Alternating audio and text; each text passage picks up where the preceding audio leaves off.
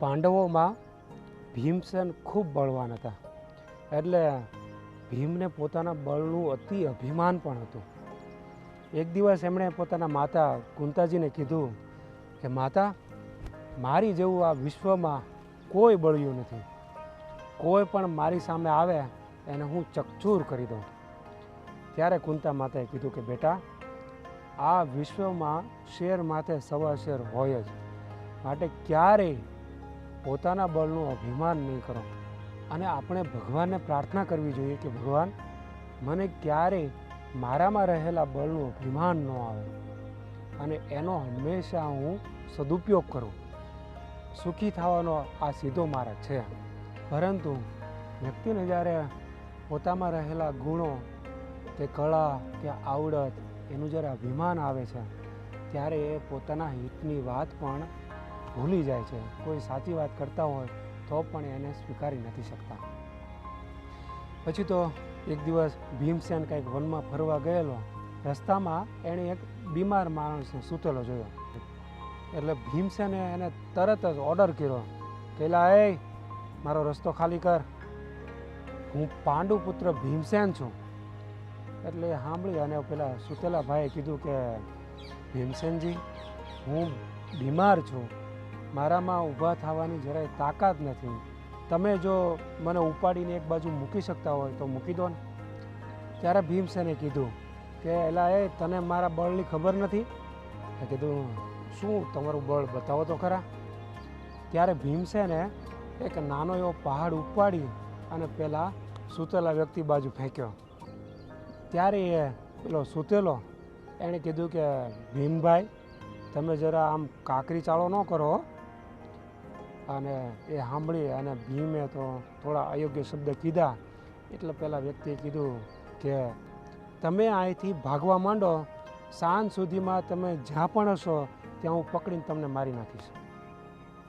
ભીમ તો આ સાંભળી અને ભાગ્યો. ભીમભાઈએ સાંજે પાછું વાળીને જોયું, ત્યાં પેલો સૂતેલો વ્યક્તિ મોટી મોટી ફલાંગ મારીને આવતો દેખાણ. વળી ભીમભાઈ ભાગ્યા, બહુ સ્પીડ વધારી, પણ તો પણ પેલા વ્યક્તિની સ્પીડ તો બહુ જ હતી.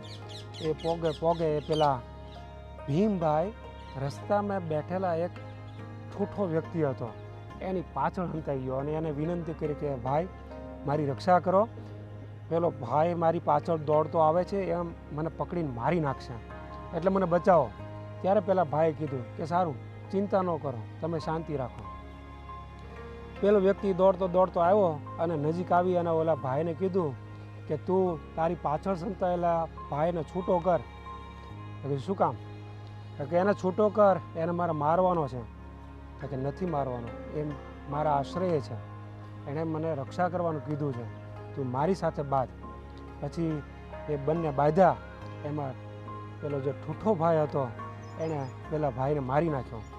એ જોઈ અને ભીમભાઈને બહુ મોટું આશ્ચર્ય થયું કે તમારે હાથ નથી તો પણ પેલા ભાઈને તમે મારી નાખ્યો, માટે તમે તો બહુ બળિયા છો, આ તમારા હાથ કેવી રીતે કપાણા?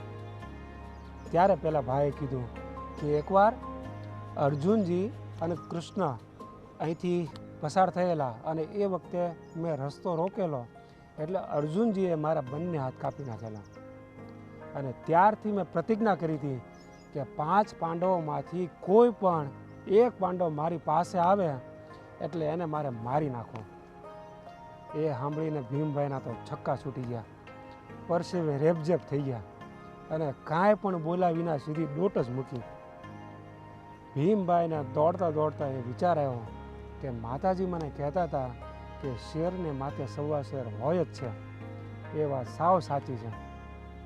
એટલા માટે આ વાત ઉપરથી આપણે પણ એ વિચારીએ કે ભગવાને આપણને આપેલી કળા, બળ, બુદ્ધિ, ચાતુરી એ બધું જ આપણે બીજાના સુખ થાય એ માટે આપણે વાપરીએ.